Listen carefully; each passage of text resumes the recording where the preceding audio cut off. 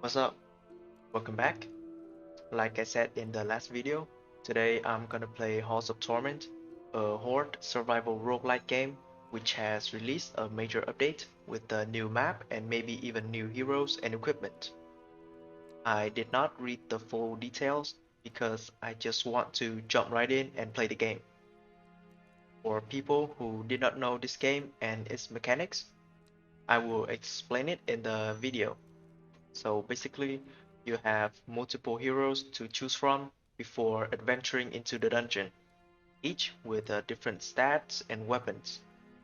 Of course, we've got a standard swordsman, archer, and wizard. We also have other interesting heroes like the summoner, the Viking, or the cleric. By completing the map objectives, I've unlocked all heroes before the update. So for this new map, let's play one of my favorite characters, the Norseman or the Viking. But before going to the new map, let's prepare our equipment. As you can see, we have different kinds of equipment. We've got helmet, we've also got amulet, 2 rings, an armor, boots, and gloves. Each equipment gives different kinds of stats, as you can see. For the Viking, let's go crit bonus. For the boots, I think we'll go Berserker boots for extra attack speed based on movement speed. For armor, let's go Blood-Soaked shirt for leech and more damage. For the rings, the copper ring is pretty good for the crit bonus. These remaining rings are either elemental damage or for summoner. The echoing band can be pretty good because this character lacks attack range. Okay, and for the amulet, the first one is only used for gathering materials. The second one is for an early advantage. Let's get the Scars of Toil for more damage when we get low health. For the helmet, I think the Wind Crown is pretty good because it can give more attack speed based on the numbers of enemies I've killed recently. Let's get that. Okay, preparation done. Let's go straight to the new level, the Chamber of Dissonance. Where is it? Oh, there it is.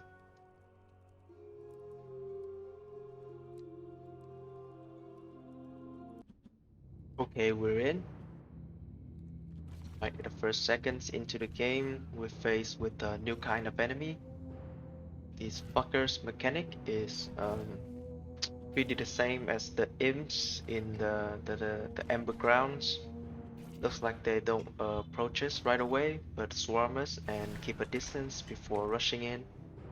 For early game advantage, let's get pickup range. You see the bucket symbol above us? That's the well, a pretty useful mechanic.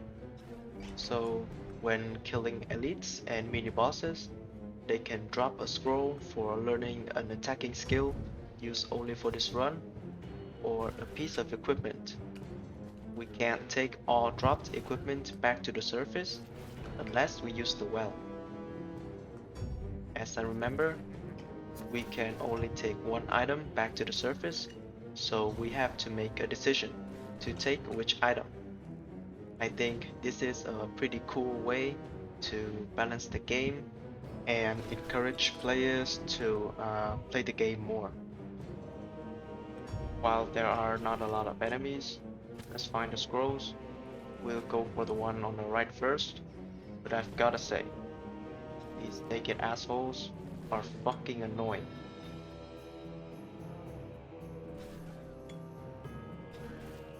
About this character, he uses dual axes, so every attack includes 2 hits.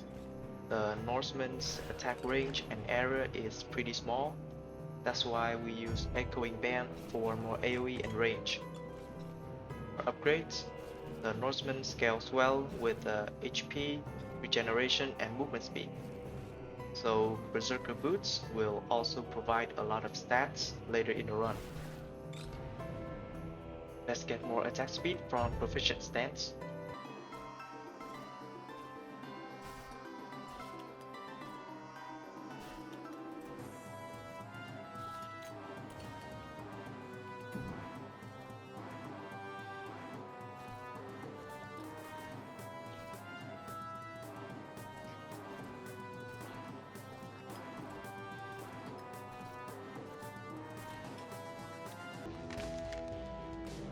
I think we'll go Frost Avalanche for safety, because we don't know what kinds of enemies await us ahead.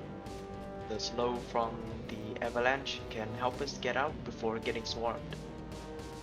Other two options are Dragon's Breath and Arcane Rift. Dragon's Breath is a great option for dealing a massive amount of fire damage to a large group of enemies, but it doesn't give us any support to escape from getting swarmed. The Arcane Rift, in the other hand, give us a pretty unique means to escape that kind of situation. Arcane Rifts are like mines and spawns randomly on the screen, but we are the one to activate it by stepping on them. It can definitely save our ass in close calls. However, I don't like it because it kind of manipulates our movement, and things can turn bad when we have to focus on stepping on rifts while dodging enemies' projectiles. We're currently facing the first mini-boss. This thing doesn't do much, it just follows us around, so no need to worry about.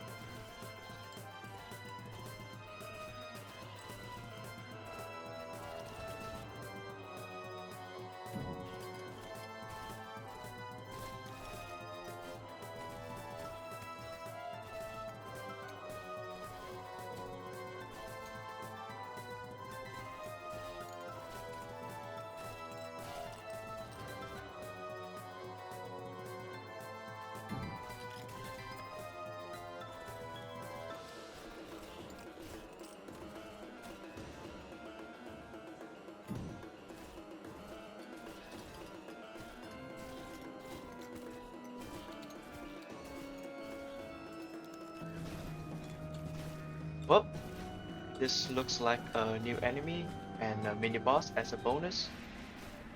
Wow, these fuckers are charging in fast. See? That's why we took the Frost Avalanche. The slow will be extremely useful for this kind of situation. Looks like the new boss is an archer, so we're gonna have a hard time approaching him because of these charging fuckers holding a trident. Whoa, look at these boxes. Look at the way they're moving. It's so unpredictable. I'm having a fucking hard time trying to figure out the moving pattern of these assholes. We're taking a lot of damage. Okay, and these boxes fucking explode, of course. Let's get a Radiant Aura. It is basically one of the strongest skill in the game because it can deal a lot of damage to swarms as well as bosses. There's another important mechanic that you should notice. When we get a certain skill to level 3, 6 and 9, for each threshold, we'll have access to a big upgrade to the skill every time we open a scroll. It is totally different from a normal stat upgrade and can totally change the mechanics of that skill. So that's why we should prioritize getting skill upgrades.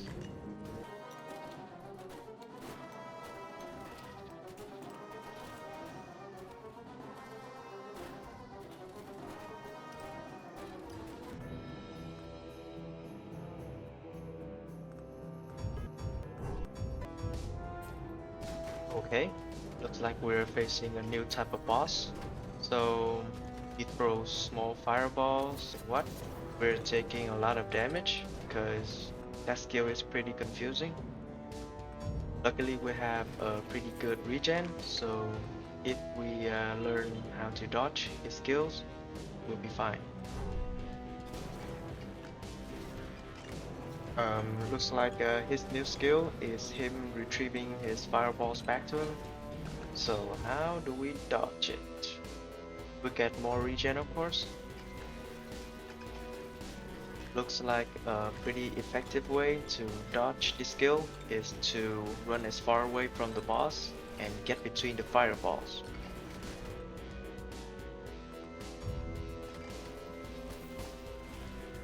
Just like that. About the two new skills we've just picked up, that's Transfixion and Phantom Needles. Transfixion shoots out 3 blades towards our attacking direction and weaken the enemy, while Phantom Needles consistently shoots needles at random enemies. In my opinion, Transfixion works great under any circumstance, but Phantom Needles only works well with the boss. We're taking bad damage here. Oof. We should really be careful with only 300 HP left.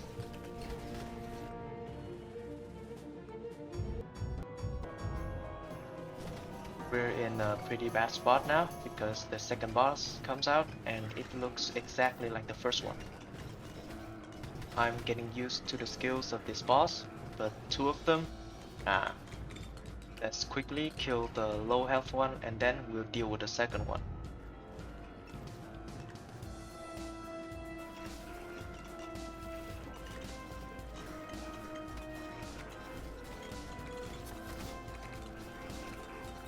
Okay, one down, one to go.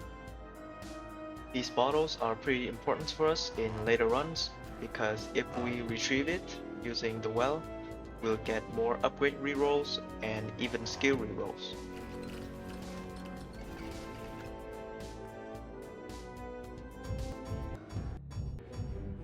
We're facing a new type of enemy.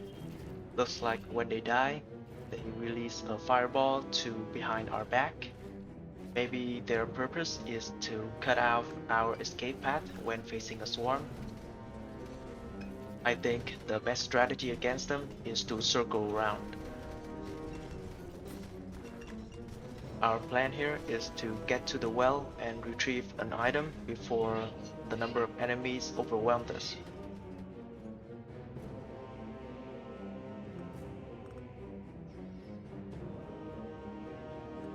Let's retrieve the bottle. What's that? The lights from the well are supposed to turn off right now. Looks like the game allows us to retrieve another item. Okay, items retrieved. Now let's wait for the next boss to come out. I doubt that he will appear at 15 minutes. Let's get more crit chance.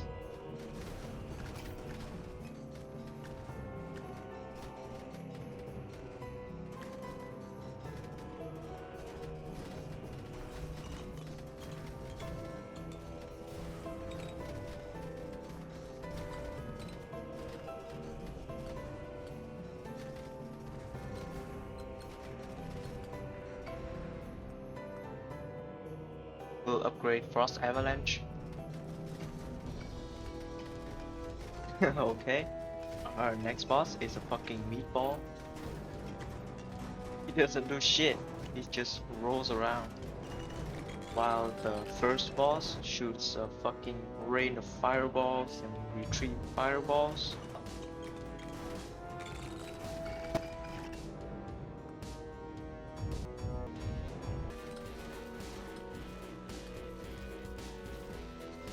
Well, looks like when we hit him, he shoots out the naked fucks. That's gross. Okay, he dead. Let's get our scroll. Let's get Punitive Plight.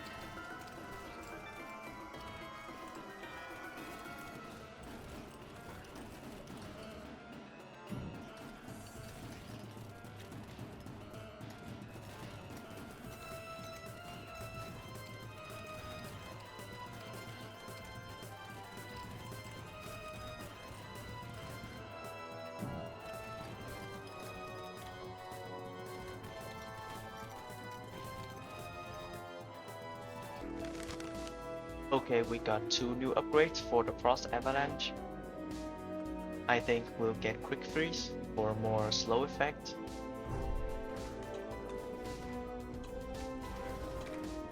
Okay, this is a new boss. I think we'll handle him well.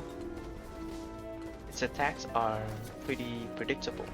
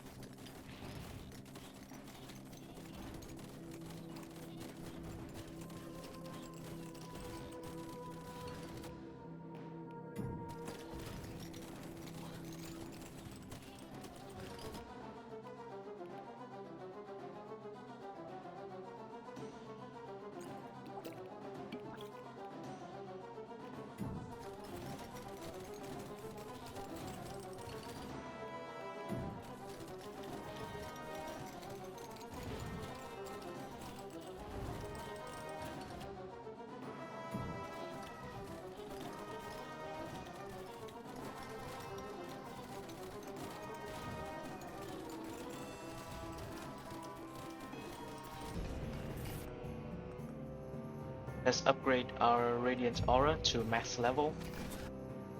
There's only 10 minutes left before facing the final boss, so I think I'll cut off some boring parts in this video and only leave some highlights.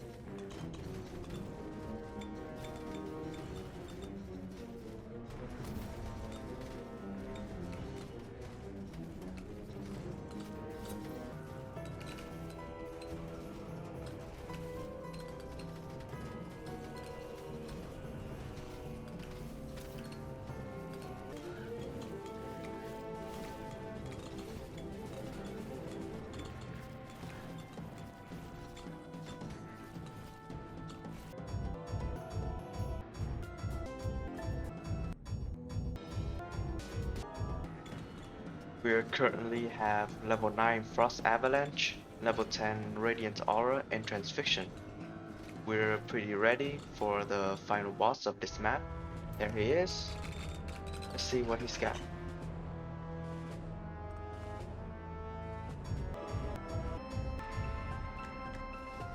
We should really stay focused here. His electrical orbs and fireballs are pretty hard to dodge. Looks like our movement speed is good enough to dodge all of his bullshit. Oh, he also spawns the naked fucks. But there's nothing to be worried about, because I think our damage is good enough to kill all of them in just one hit. Easy first try with the Norseman. That's our first look at the new update. Now let's see if we've unlocked any character or anything else.